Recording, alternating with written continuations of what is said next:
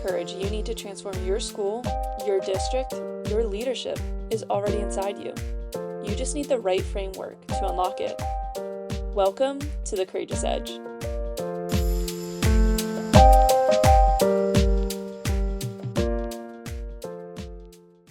Welcome back. You're listening to part 2 of Dr. Kim Morrison's conversation with Sean Gaillard. In part 1, Sean took us deep into his journey as a principal, the hard seasons, the loneliness, and the belief that the impossible really can become possible. If you haven't heard it yet, go back and start there. But if you're ready to keep going, we're picking up right where we left off, and it only gets better from here.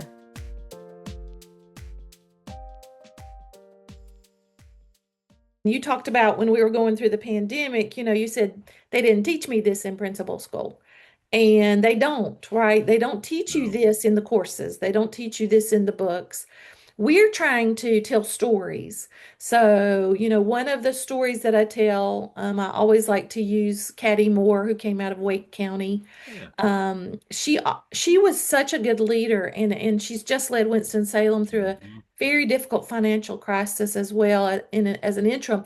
She said, Kim, I wanted to save my team, but that's not my job. My job is to really lead through the crisis so they can follow, so the students can follow, so everybody can go. I can't take care of all the fires along the way. Like, you can't do everything. So you set your mind on mission, and you take care of yourself as you go, right? You try to empower your team, but maybe not the whole team needs to be involved in that crisis. Maybe there's just a few that really need to be involved. And when I'm getting ready to step into a crisis, how do I take that and say, it's not about me. This is not a personal crisis. This is a professional crisis. And how do I separate those? They're not, even though it feels like they're attacking you, it's really where they're coming from. They're coming from something that's causing them to want to attack. And so how do you separate whatever it is that's driving them to attack you or to attack the situation and realize it's really not about you? It's really more about them. And, we just want to take the weight of the world on us. And we don't learn that in principal school. Part of what we have to uncover first, and I know it goes back to Simon Sinek, but it's also about your beliefs. It's not just your why. What is driving you to do the work is the only way you get through crisis. But then what are your beliefs about education? Do you truly believe every single child can succeed, whether they have an IEP, wherever their zip code comes from? Do you believe that?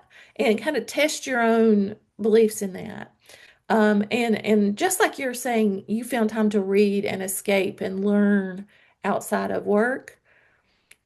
If you're getting ready to become a principal or going into the superintendency like I did, find that network of people that you can talk to. I mean, it's huge. Yes. When we were going through the pandemic, I will tell you the superintendents that were going through it with us, and many of them were across the country. We were all going through the same thing. If I hadn't had them to say, "Oh, you're doing great. Oh, don't worry about it, go out and, enjoy your weekend, go on a walk. We can't gather together, but when you come back on Monday, we're going to get these kids back to school." And if I hadn't had that encouragement or those cheerleaders on the side, I would not have made it through any of my crisis. And so this encouragement, cheerleading, right? I have taken the philosophy that I want to be other people's cheerleader. And so how do you build a network of people that get you so that you can make it through the crisis? And sometimes that is your family. Sometimes that's your family and some close friends. And sometimes that's colleagues. You want to talk about that just a little bit? Yeah, that's really profound. So, I think the first thing is I'm reflecting back on the pandemic. I was really lucky for a lot of reasons. The school that I was at during that time, I had just started at, and that was by far my most challenging turnaround assignment. So I don't wish a pandemic on anyone, um, but that pause in March to me was a blessing because I was going at such a high speed that I probably, if I had kept going, the heart episode that I had a year and a half ago probably would have been more severe. I was, so that was the first thing. The second thing I would say is I was also really fortunate that I had a strong team with me at that time.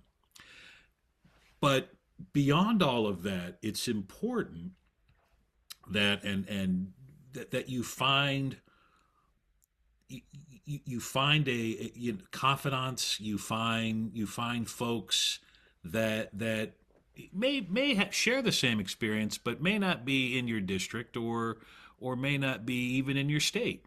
So I relied heavily on my PLN, my professional learning network, and most folks who know that I kind of took to Twitter and at the time and just went with it. And through that developed uh, friendships and connections that I still have today.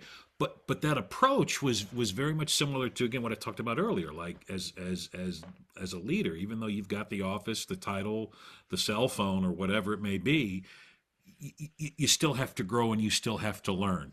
So I found myself networking and going outside to principals and getting on calls or getting on different things like, well, how did you deal with this? How did you learn this? Or they were coming to me, or we were all commiserating. But again, that was part of that kind of active ground that I was walking on before the pandemic to connect. Some of that started with just me going, if I was following you, Kim, and I didn't know you, God, Dr. Morrison, what are you doing in Mount Airy? That's amazing. You don't know me, but I'm seeing some really cool things that you're doing with getting grants and really flipping CTE. Thank you so much. So I would tweet those things out. And if it landed into a conversation, great. If it landed into nothing, great, whatever. At least I was able to fill somebody's bucket. So I found that if I would just kind of do like these little, and you get this as a musician, these kind of like little nods. Like if somebody did something cool, probably think back when you were conducting, and you saw one of your students like hit that note that they had been struggling on, and you gave them like a little like, and you kept conducting. It's that thing in music. Same thing if we're jamming and we're like, oh wow, okay, look at you. It's the same thing that I would do with a PLN. Is I just felt like I was going to pour into others because my philosophy, part of my core, as you talked about, is we don't do that enough as leaders. We don't do that enough as educators, and you know, school boards and central offices aren't always going to pat you on the back. So you've got to you've got to create that narrative, and you do that by pouring into others as you wouldn't back in the classroom. Again, all those things go back to the classroom. Things that I Yeah. learned as a Yeah. teacher.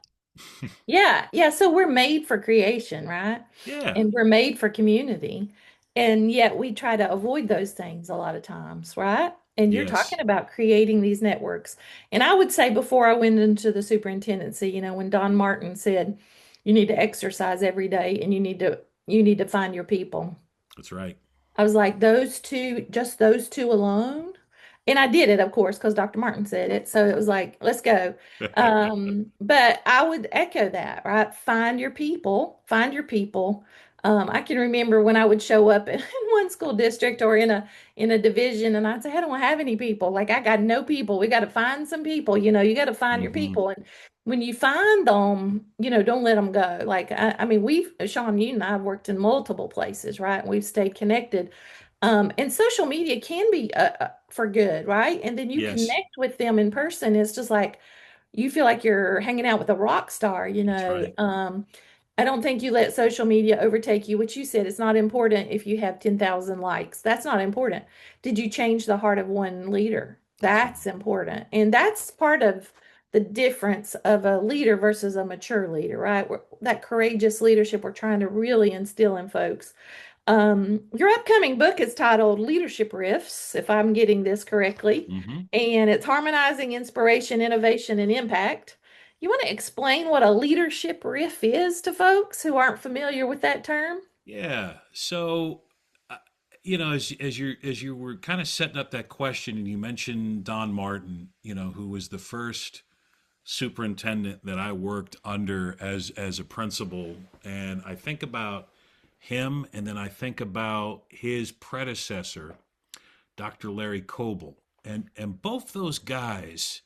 If you ever, anybody who's tuning in that knows these two guys, or remembers this move that they would have, anytime Dr. Coble, because I was lucky enough to be in some of his PD, okay, and the guy would always make an effort, whether you walked in the room late, whether you walked in the room early, he would come right up to you and say, "Hi, my name's Larry. Well, welcome. What's your name?" And he would just go out of his way. No, he didn't miss a person. And I always thought, what a cool move.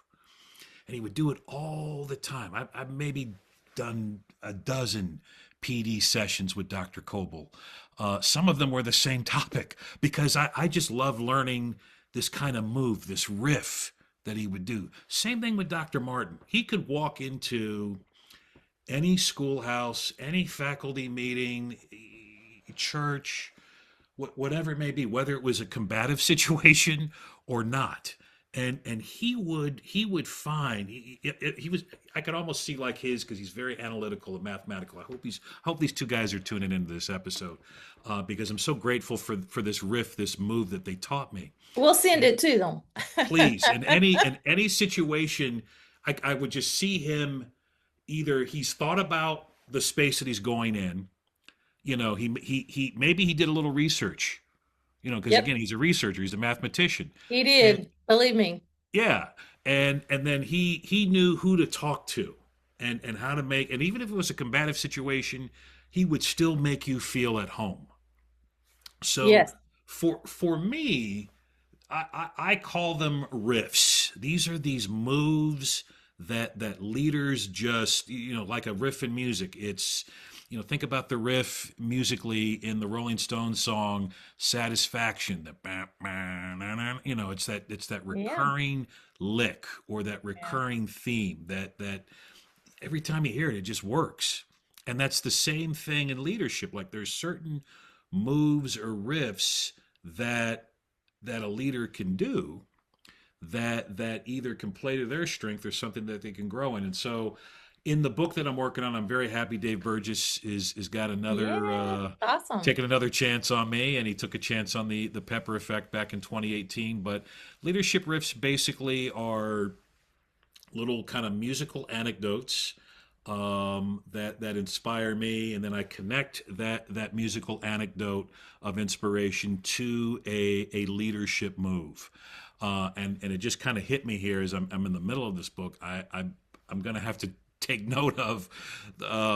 We just kind of wrote a chapter together here, so I got to write about Dr. Coble and Dr. Martin, Yeah. and their Yeah. riff, and then in the book you'll see like the musical part, a real life application, and then three or five moves that you can do the next day, Very to cool. create and Very develop cool. your own riff. So it's like a leadership coaching book. Yeah, yeah, yeah. And so you need to use the quote from Dr. Martin, because when he would go into like a meeting or a, conference or something, he'd always say to me, "We've heard all this stuff before, Yes. but what is the one thing that you haven't heard?" He said, "That's what you need to pay attention to when you go in." And so That's that's how right. you add to your riff, right? What's Yes. the one thing that they're going to give you that you haven't heard before? And that is what you need to realize that you take back with you, you know. And Hmm. of course, in my faith and your faith, I call those God stops, right? That's where Yeah. God's teaching me my next step. But that's actually a Dr. Martin quote, and he is quoting to learn how to do leadership riffs. Isn't that cool? Yeah, that is Uh, very cool. He Very cool. Very cool.